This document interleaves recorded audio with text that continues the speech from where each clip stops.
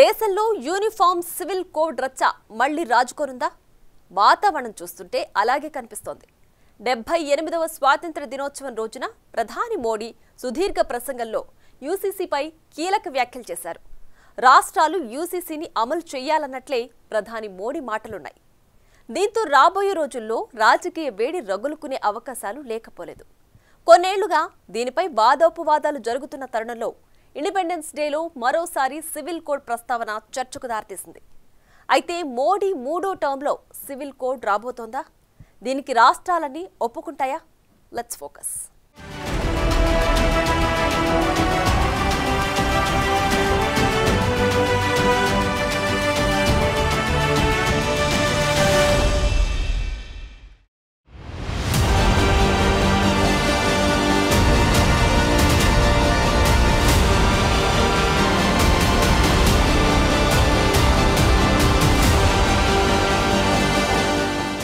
ఇకపై కమ్యూనల్ చట్టాలకు కాలం చెల్లినట్లేనా?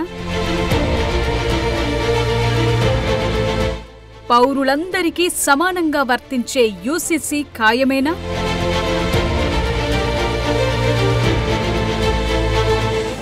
ఏకరీతి వివాహం, విడాకులు, భూమి, ఆస్తి, వారసత్వం తప్పదా?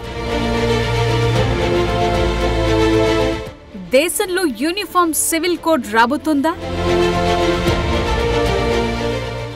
యూనిఫామ్ సివిల్ కోడ్ గత కొన్ని సంవత్సరాలుగా భారతదేశంలో నలుగుతోన్న చర్చ. భిన్నత్వంలో ఏకత్వానికి రెండు విభిన్నమైన అర్థాలున్నట్లే ఈ యూసీసీ చట్టంలోనూ విరుద్ధమైన ప్రభావాలు కనిపిస్తాయనే వాదన ఉంది. కొన్నేళ్లుగా దేశవ్యాప్తంగా యూసీసీని సమర్థిస్తున్నవారు, వ్యతిరేకిస్తున్నవారు ఎవరి వాదనలు వారు వినిపిస్తూనే ఉన్నారు. ఈ మధ్యలో యూసీసీని ఉత్తరాఖండ్ రాష్ట్రం ఆమోదించింది. ఆ రాష్ట్ర అసెంబ్లీ ఈ ఏడాది ఫిబ్రవరి 6న దీన్ని చట్టం చేసి అమలుకు పూనుకుంది. ఇక గోవాలో పోర్చుగీస్ పాలన నుండి యూసీసీని అమలు చేసింది. ఇక మిగిలిన రాష్ట్రాలు కూడా యూసీసీ దిశగా అడుగులు వేయాలని ప్రధాని మోదీ ఎప్పటి నుండో విజ్ఞప్తి చేస్తూనే ఉన్నారు. అందులో భాగంగానే మరోసారి 78వ స్వాతంత్ర్య దినోత్సవ ప్రసంగంలో మోదీ ఇదే విజ్ఞప్తి చేశారు.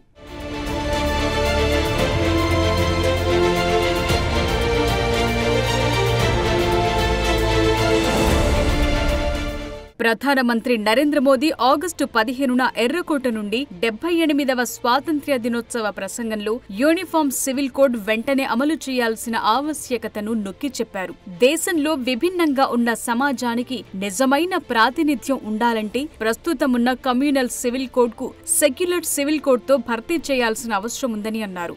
వరుసగా 11వ స్వాతంత్ర్య దినోత్సవ ప్రసంగం చేసిన మోదీ యూనిఫామ్ సివిల్ కోడ్ కు సంబంధించి సుప్రీంకోర్టు పదే పదే చర్చలు జరిపిందని, చాలా సార్లు ఆదేశాలిచ్చిందని గుర్తు చేశారు. అయితే సుప్రీంకోర్టుతో పాటు దేశంలోని ఒక పెద్ద వర్గం దీన్ని నమ్ముతుందని, మనం జీవిస్తున్న సివిల్ కోడ్ నిజానికి ఒక విధంగా కమ్యూనల్ సివిల్ కోడ్ అని మోదీ వెల్లడించారు. దేశంలో సెక్యులర్ సివిల్ కోడ్ ఉన్నప్పుడు దేశ ప్రజలు మతం ఆధారంగా వివక్షకు గురికాకుండా ఉంటారని అన్నారు. मेरे प्यारे देशवासियों, हमारे देश में सुप्रीम कोर्ट ने बार बार यूनिफॉर्म सिविल कोड को लेकर जो चर्चा की है, अनेक बार आदेश दिए हैं, क्योंकि देश का एक बहुत बड़ा वर्ग मानता है और उसमें सच्चाई भी है कि जिस सिविल कोड को हम लेकर के जी रहे हैं वो सिविल कोड सचमुच में तो एक प्रकार का कम्युनल सिविल कोड है, भेदभाव करने वाला सिविल कोड है। ऐसे सिविल कोड से जब संविधान के 75 वर्ष मना रहे हैं और संविधान की भावना भी जो हमें कहती है करने के लिए, देश की सुप्रीम कोर्ट भी हमें कहती है करने के लिए, और तब जो संविधान निर्माताओं का सपना था उस सपने को पूरा करना हम सबका दायित्व है. ఈ కొత్త సివిల్ కోడ్ అమలుపై దేశంలో విస్తృతమైన చర్చలు జరగాలని ప్రధాని మోదీ పిలుపునిచ్చారు.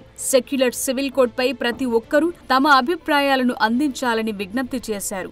మత ప్రాతిపదికన దేశాన్ని విభజించే కమ్యూనల్ పౌర చట్టాలను రద్దు చేయాల్సిన అవసరాన్ని ప్రస్తావించారు.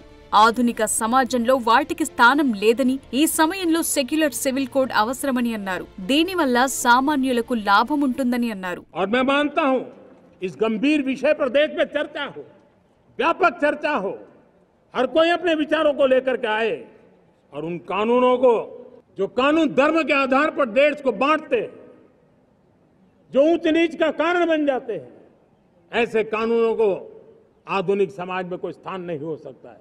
और इसलिए मैं तो कहूंगा, अब समय की मांग है कि देश में एक सेकुलर सिविल कोड हो। हमने कम्युनल सिविल कोड में 75 साल बिताए हैं, अब हमें सेक्युलर सिविल कोड की तरफ जाना होगा और तब जाकर के देश में धर्म के आधार पर जो भेदभाव हो रहे हैं, सामान्य नागरिक को जो दूरी महसूस होती है, उससे हमें मुक्ति मिलेगी। అయితే యూనిఫామ్ సివిల్ కోడ్ ప్రవేశపెట్టడం చాలా కాలంగా బీజేపీ ఎన్నికల మేనిఫెస్టోలో భాగంగా ఉంది. బీజేపీ నేతృత్వంలోని రాష్ట్ర ప్రభుత్వాలు కూడా యూసీసీని అమలు చేసే దిశగా గతంలోనే చర్యలు చేపట్టాయి. బీజేపీ పాలిత రాష్ట్రంగా ఉన్న ఉత్తరాఖండ్ యూసీసీని ఆమోదించిన మొదటి రాష్ట్రంగా మారింది. ఇప్పుడిక ప్రధాని మోదీ తాజాగా చేసిన యూసీసీ వ్యాఖ్యలతో ఈ మూడో టర్మ్లో దాని అమలు ఖాయమనే అభిప్రాయాలు పెరుగుతున్నాయి. అయితే మోదీ ప్రస్తావించిన సెక్యులర్ సివిల్ కోడ్ అయిన యూనిఫామ్ సివిల్ కోడ్ లో ఏముంటుంది? భారతదేశంలో పౌరుల వ్యక్తిగత చట్టాలను రూపొందించి అమలు చేసిన ప్రతిపాదనే ఈ యూనిఫామ్ సివిల్ కోడ్. ఇది మతం, లింగం, లైంగిక ధోరణితో సంబంధం లేకుండా ఈ నియమాలు పౌరులందరికీ సమానంగా వర్తిస్తాయని నిర్ధారించడమే యూసీసీ లక్ష్యం. యూసీసీ అమలుతో రాష్ట్రంలోని అన్ని మత, వ్యక్తిగత విశ్వాసాలున్న పౌరులందరికీ ఇప్పటి వరకు ఉన్న వారి వారి కమ్యూనిటీ చట్టాలను రద్దు చేసి ఏకరీతిలోనే వివాహం, విడాకులు, భూమి, ఆస్తి, వారసత్వ చట్టాల్లో చట్టపరమైన నిబంధనలు వర్తిస్తాయి. ప్రస్తుతం వివిధ మత సమూహాల వ్యక్తిగత చట్టాలు వారి మత గ్రంథాలచే నిర్వహించబడుతున్న తరుణంలో యూసీసీ చట్టం వివాదాన్ని రేపుతోంది. భారత రాజ్యాంగంలోని ఆర్టికల్ 44 ప్రకారం యూసీసీ ప్రస్తావన వస్తోంది. ఇది దేశమంతటా పౌరులందరికీ ఒకే విధమైన సివిల్ కోడ్ను అమలు చేయాలని రాష్ట్రాలకు ఆదేశిస్తుంది.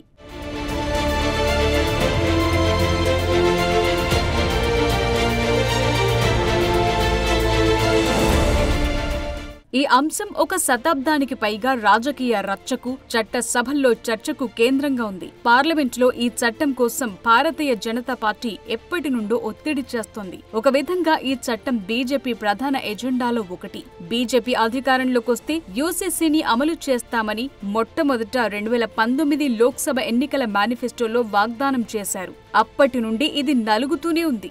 అయితే భారత రాజ్యాంగంలోని నిర్దేశిక సూత్రాల్లోని ఆర్టికల్ 44 ప్రకారం బలహీన వర్గాలపై వివక్ష లేకుండా చేయడానికి, అలాగే దేశవ్యాప్తంగా విభిన్న సాంస్కృతిక సమూహాలను సమన్వయం చేయడానికి దీని ప్రస్తావన చేశారు. డాక్టర్ బిఆర్ అంబేద్కర్ రాజ్యాంగాన్ని రూపొందించేటప్పుడు ఒకవేళ యూసీసీని కావాల్సి వస్తే ప్రస్తుతానికి అది స్వచ్ఛందంగా అన్ని కమ్యూనిటీల అభిప్రాయాలను గౌరవిస్తూ ఉండాలని చెప్పారు. అందువల్ల రాజ్యాంగ ముసాయిదాలోని ఆర్టికల్ 35 పార్ట్ 4లో రాష్ట్ర విధానంలోని ఆదేశిక సూత్రాల్లో దీన్ని భాగం చేశారు.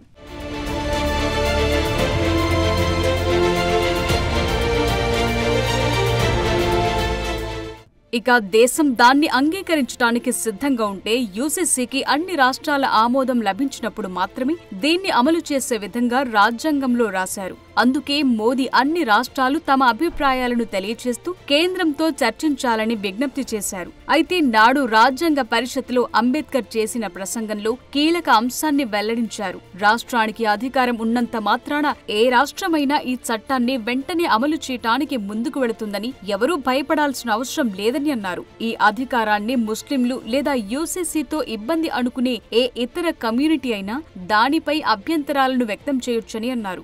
ఇక ముస్లింలకు, క్రైస్తవులకు, ఇంకా ఏదైనా ఇతర కమ్యూనిటీలకైనా ఇబ్బంది కలిగించే విధంగా ప్రభుత్వాలు యూసీసీని అమలు చేయటం పిచ్చి చర్య అవుతుందని అంబేద్కర్ వెల్లడించారు.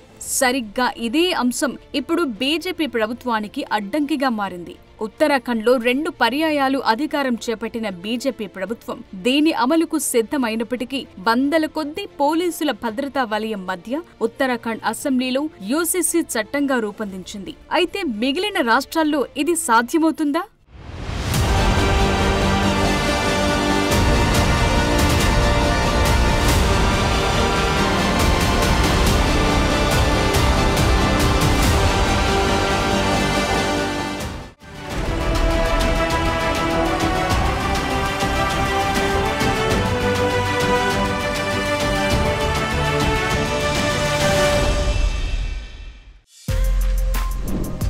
For more videos like this, subscribe Big TV channel.